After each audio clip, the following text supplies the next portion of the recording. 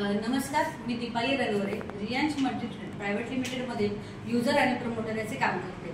तर 3 महिन्यांपूर्वी आपण काकांना अमृत ज्यूस दिलेलं होतं आणि ते का दिलं होतं, कशासाठी दिलेलं होतं आणि त्यांना काय रिझल्ट आलेला आहे पहिल्या कोर्समध्ये ते आपण त्यांच्या तोंडून ऐकूया। नमस्कार काका। नमस्कार। तर अमृत ज्यूस घेण्यापूर्वी तुम्हाला काय आजार होता? मला किडनीचा ट्रबल सुरू झाला होता। ओके। पण तुमचं औषध सुरू झाल्यानंतर माझं बरंच प्रमाण कमी होत चाललेलं आहे। तर तुम्हाला पहिला अमृत ज्यूसचा कोर्स केल्यावरती काय काय फरक आलेला आहे? तुम्ही सांगितलं होतं की युरिन तुमची जी कमी होती ती वाढलेली आहे। आणि जेवण पण व्यवस्थित जातं। आता पूर्वी जेवण जात होतं, आता भूक व्यवस्थित लागते आणि अशक्तपणा जो वाढला होता तो कमी झालेला आहे।